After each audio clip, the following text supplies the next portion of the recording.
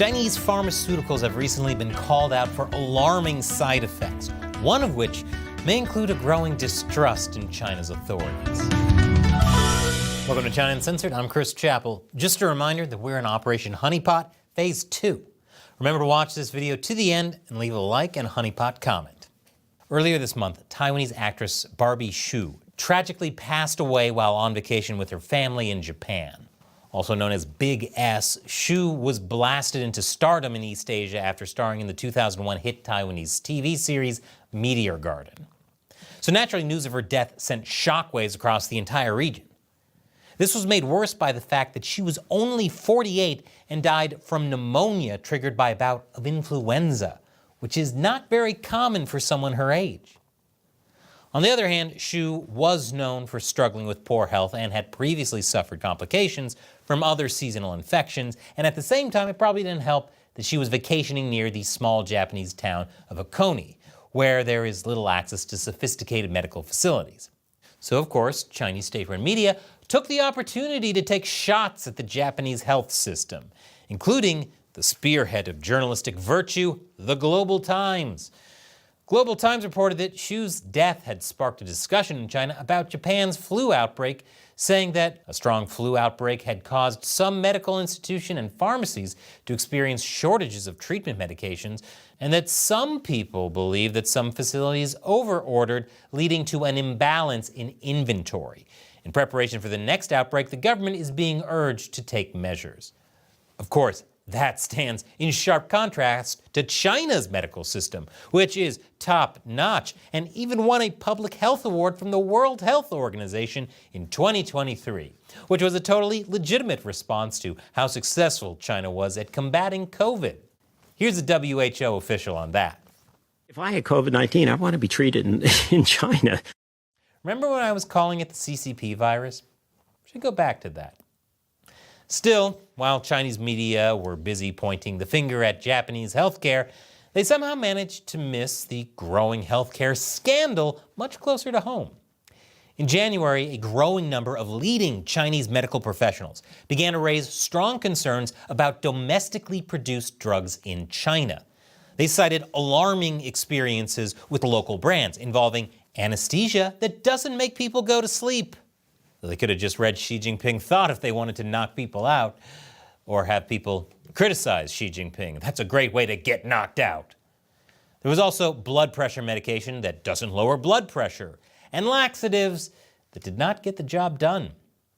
I guess because being full of crap is so integral to the CCP. Domestically produced generic drugs make up the vast majority of medicine available at China's public hospitals, which in turn accounts for about 70% of China's drug market and more than 80% of the country's inpatient admissions. So naturally, the drug issues highlighted by the doctors drew a lot of attention and caused widespread consternation, which their laxatives couldn't help fix. At the same time, those examples were added to years of stories from patients who experienced limited effects and strange side effects from domestic drugs. Wait, what if the CCP is the way it is because of terrible side effects? Oh, wait, no. These are all features of communism, not side effects. The whole thing only got worse when medical experts weighed in. After looking closely at publicly available pharmaceutical data, Dr. Xia Zhimin at Hangzhou Hospital took to social media to expose how the trial data of some generic locally produced drugs were almost completely identical to the data from the original drugs they were reproducing. No two drug trials are ever identical. And no two sets of data should ever be identical, so this indicates that the Chinese drug companies simply copy and pasted their data from foreign companies' trials rather than, doing their own trials on their own medications. Others soon followed Xia's example and found that the data on many other domestically made generic drugs had, in one form or another, identical data sets with the original medications. This sparked accusations of widespread drug fraud and posed a scary situation for the millions of Chinese people that rely on the domestic brands. As the scandal was unfolding, a group of more than 20 doctors and officials put their names on a proposal to the government that would allow patients who depend on the public system to get access to original brand name drugs rather than Chinese generics, which, by the way, do you know how terrible you have to be for pharmaceutical companies to seem like the heroes in a story? There's just one problem. Such drugs have been largely pushed out of public health care in China since 2018, when the central government implemented a new policy that encourages fierce competition between drug makers that want to supply China's public hospitals. The policy has worked as intended, sharply driving down drug prices. Because in the process, foreign pharmaceutical companies have largely surrendered the field to Chinese manufacturers that are willing to sell their drugs at rock-bottom prices. It would seem you get what you pay for, and China is paying the price. According to healthcare expert Helen Chen, there have long been concerns that cutting the price of drugs will lead to manufacturers cutting corners. And in her words, now there are some public voices saying it is happening. Indeed there are, Helen. One of them underscored the problem with an example from the world of eye drops. Bad eye drops, eh? I know the CCP wants to blind their citizens, but I always thought it was figurative, not literal. Writing on the Chinese Q&A platform Zhihu, the person expressed doubts about the antibacterial properties of a domestic brand of Chinese eye drops, adding that just the feeling of dropping it into the eye, many patients have reported burning and stinging sensations. I guess I shouldn't be surprised communists don't see an issue with a solution that causes more problems than it solves. But the drug is almost 1/10 of the price of the Japanese brand that is commonly used on that front, making it even cheaper than a bottle of mineral water, and thus saving the Chinese state a lot of money. So while you're gouging your eyes out just to make the burning stop, just think of how much more painful it would be if the government had to pay a couple bucks more. With the scandal threatening to turn into a full-blown crisis of confidence in the Chinese public hospitals and the pharmaceutical industry, the national healthcare regulator soon announced that it would look into the matter, assuming they didn't use those eye drops and can still look at things. Just a few weeks later, in early February, the regulator finished its work and concluded that its investigation into quality concerns had found them to be unsubstantiated, and that perceptions that generic drugs, such as anesthetics and laxatives, were less effective arose from subjective feelings. You know, the subjective feeling of waking up in the middle of surgery. Quit screaming, you contrarian. On top of that, posts like those written by Hangzhou Hospital's Xia Zhimin, which had raised alarms, were thoroughly scrubbed from the Chinese internet. And the data on Chinese generic drugs that had been used to compare drug trials was blocked from public access. So, case closed and trust restored. Yeah. No. Several online commenters expressed dissatisfaction with the authorities' handling of the scandal, with one internet user writing in a WeChat blog post that if there's no problem with all the information, why is it not allowed to download it?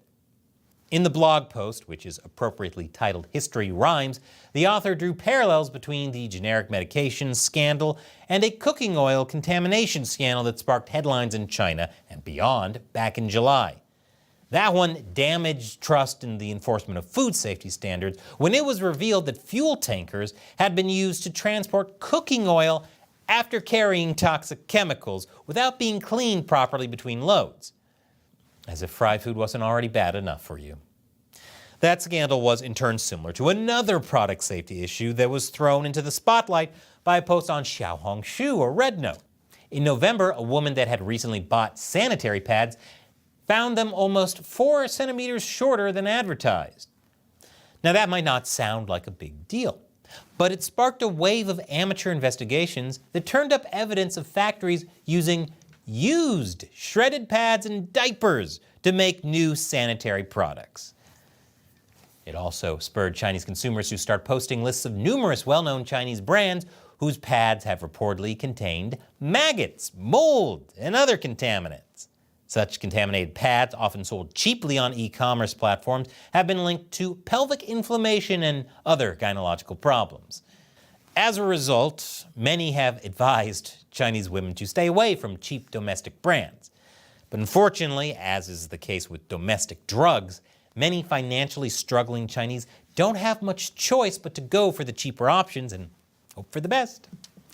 And just as with the generic medication scandal, posts and comments about the unsanitary sanitary pads and the contaminated cooking oil were quickly removed and censored by the authorities. Don't worry, everything is fine.